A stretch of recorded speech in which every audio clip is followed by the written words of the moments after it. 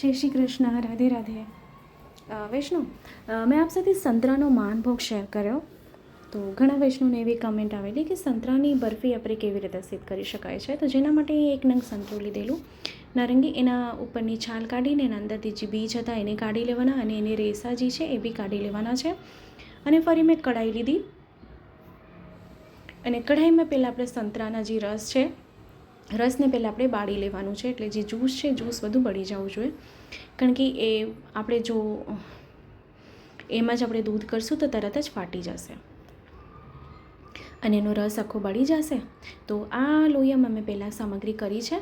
ધ્યાન રાખવાનું કે જો કઢાઈ દાજી ન હોય તો એ જ લોહિયામાં ફરીથી બીજી સામગ્રી એવી રીતે કોઈ હોય લાગતી ઓળખતી તપ કરી શકો છો. તો અહીંયા આપ જોઈ શકો છો રસનો ભાગ આમાં બળી ગયો છે. તો આ લીધેલું છે મેં ખારેકની પેસ્ટ. આપણે જે ખારેક હોય છે, ખારેકને મેં પલાળી રાખી હતી. આ મેં 5 થી 6 નંગ ખારેક હતી જેને મેં દૂધમાં પલાળી દીધેલી અને એને ક્રશ કરી લીધું છે. તો આજે આ સામગ્રીમાં છે ને હું દૂધનો ઉપયોગ નથી કરી રહી. હવે દૂધનો ઉપયોગ એટલે નથી કરી રહી કે જેથી આપ આ સામગ્રી વધારે દિવસ સ્ટોર કરી શકો. વધારે દિવસ એટલે 8 થી 10 દિવસ આ સામગ્રી રહેશે. હવે ખારેકની પેસ્ટ પધરાવ્યા પછી સાથે આપણે સાકર પધરાવતું. સાકર આપણે પધરાવશું સેજ ચડિયાતા પ્રમાણમાં. એટલે 1 નંગ સંતરું, હવે 8 થી 10 ખારેક. ખારેક મીઠી હોય છે એ છતાં આપણે અડધો કપ અહીં સાકર પધરાવી દેવાની છે. કારણ કે સંતરા સેજ ખટાશ પડતા હોય. સુગંધી પધરાવવાની. સુગંધી એટલે એલચીનો ભૂકો, એની સુગંધી કહેવાય છે. હવે એને આપણે આ મિશ્રણને સરખી રીતે આપણે શેકી લેવાનું છે. કારણ કે હવે ખાંડ જે આપણે સાકર પધરાવી છે એની ચાસણી થશે, ખાંડ ઓગળશે એટલે મિશ્રણ થોડું ઢીલું થશે.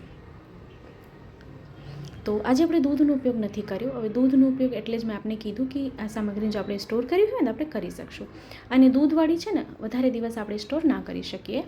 બસ 2 થી 3 દિવસ, વધારે એની લાઈફ ના હોય, વધીને 4 દિવસ. હવે અહીંયા પધરાવી દઈશું 2 થી 3 ચમચી ઘી. હવે આપજો ખાંડ અહીંયા ઓગળે એટલે આવી રીતે એનું જલ રિલીઝ થશે, એનું સાકર એનું પાણી છોડશે. તો પહેલાં મેં ઘી નહોતું પધરાવ્યું. હવે અહીંયા ઘી આપણે 2 થી 3 ચમચી ઘી પધરાવી દેવાનું છે. હવે જો આપ સાથે હું માપ ઓછું શેર કરી રહી છું જેથી આપ જો પહેલી વાર સામગ્રી કરો તો આપને કોઈ તકલીફ, કોઈ મૂંઝવણ ના થાય. ને આપ જો પહેલી વાર એકવાર સામગ્રી કરી લેશો તો બીજી વાર જો આપને વધારે પ્રમાણમાં સામગ્રી કરવી હોય તો આપને સરળતા થશે. સાથે પધરાવ્યો બદામનો ભૂકો. હવે બદામનો ભૂકો હું સામગ્રીમાં શા માટે પધરાવી રહી છું? કારણ કે હવે શિયાળો આવી ગયો છે એટલે શીતકાલ આવી ગયું છે. તો શીતકાલમાં બદામની વધુ પડતા સામગ્રી શ્રી પ્રભુને ભોગ ધરવામાં આવતી હોય છે. તો આપણે આવી રીતે અલગ અલગ રીતે નૂતન સામગ્રી અલગ અલગ પ્રકારમાં આપણે કરીને શ્રી પ્રભુને આપણે ભોગ ધરી શકાય છે. જેથી બદામની ઘણી બધી વેરાયટી, ઘણી બધી સામગ્રીઓ આપણે પ્રભુને વિભિન્ન પ્રકારથી આપણે પ્રભુને આરોગાવી શકીએ છીએ. કારણ કે રોજ રોજ બદામનો શીરો કે બદામનું માનભોગ તો આપણે પ્રભુને આરોગ્ય તો પ્રભુ પણ એમ કહે ને કે ભાઈ ગોપી હવે તો કંઈક નવું મને ખવડાવો, કંઈક નવું આરોગાવ. તો એટલા માટે આપણે કંઈક નૂતન કરીએ. તો અહીંયા સાથે મેં લીધું છે ટોપરાનું ખમણ. હવે ટોપરાનું ખમણ કેટલું લીધું છે? 1/3 કપ.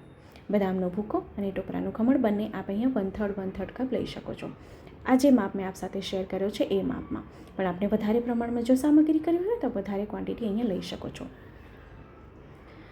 તો હવે આમાં શું કરવાનું છે આપણે? હવે જો આમાં છે ને આપણે સંતરાના જે માવો આપણે કરીએ સંતરો આમાં દેખાય છે. કારણ આ ખૂબ જરૂરી છે. આપણે સંતરાની સામગ્રી કરી છે તો ખબર તો પડવી જોઈએ ને. તો બસ હવે ગેસની આંચ બંધ કરીને આપણે એને ગેસથી નીચે ઉતારી લેવાનું છે આ સ્ટેજ પર.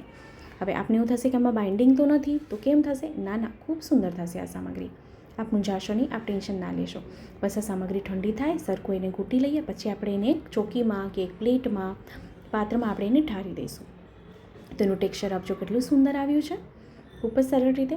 હવે જો મેં આપને અહીંયા બાઇન્ડિંગ શા માટે બતાવી હું આપને એ બી ક્લિયર કરું. કારણ કે જો આમાં બાઇન્ડિંગ કાંઈ નહીં કરશું ને તો આપને એવું લાગશે કે સામગ્રી એકદમ ઢીલી છે. તો કેવી રીતે? કારણ કે આપણે દૂધ નથી પધરાવ્યું ને, તો અહીંયા માવાનો ભાગ નથી આવ્યો. તો માવાનો ભાગ ન આવે તો આમાં બાઇન્ડિંગ સરખી ના પકડાય ને. તો બાઇન્ડિંગ માટે આપણે અહીંયા ટોપરાનું ખમણ અને બદામનો ભૂકો પધરાવ્યો. અને બદામનો ઉપયોગ આપણે કેવી રીતે કર્યો એ મેં આપને બતાવ્યું. ફરી બદામની અને કાજુ અને બદામની કતરણ રાખી જેનાથી આપણે એના ઉપરથી સાજી લઈએ. જો અહીંયા મેં બટર પેપરનો ઉપયોગ નથી કર્યો એટલે કે આપ પાસે ના હોય તો આપ મૂંઝાશો નહીં અને લેવાની બી કોઈ જરૂરત નથી. ના હોય તો આવી રીતે આપણે કરી શકાય. તો સામગ્રી ઠંડી થાય પછી આપણે સ્વેચ્છાએ નાના મોટા આકારના ટૂંક કરી શકો છો. તો અહીં મેં ટૂંક કરી લીધા છે. હવે આપણે એને એક પાત્રમાં સાજી લેવાનું છે. સામગ્રી હજી તાજી છે. તાજી હશે ત્યારે આપને એવું લાગશે કે આનો તો કોઈ આકાર પ્રોપર નથી પકડાઈ રહ્યો, પણ ના, અત્યારે તાજી છે તો હું ખાલી આપને દેખાડવા માટે દેખાડી રહી છું. પણ જેમ સામગ્રી ઠંડી થઈ જશે ને, સુંદર એના ટૂંક ખૂબ સુંદર થશે. અને હા, આપ આ સામગ્રીને છે ને 8 થી 10 દિવસ સ્ટોર કરી શકો છો. તો આ વિડીયો આપને કેવો લાગ્યો છે કમેન્ટ કરીને ચોક્કસથી જણાવશો. અને હા, આપણા ગ્રુપમાં શેર કરવાનું ના ભૂલશો, જેથી વધુથી વધુ લોકો સુધી વિડીયો પહોંચે અને એને પણ વિડીયો ઉપયોગી થઈ શકે. તો આપણે ફરીથી મળશું આવી રીતે જ નવા વિડીયો, નવી સામગ્રીની સાથે. ત્યાં સુધી આપ સૌને મારા જય શ્રી કૃષ્ણ.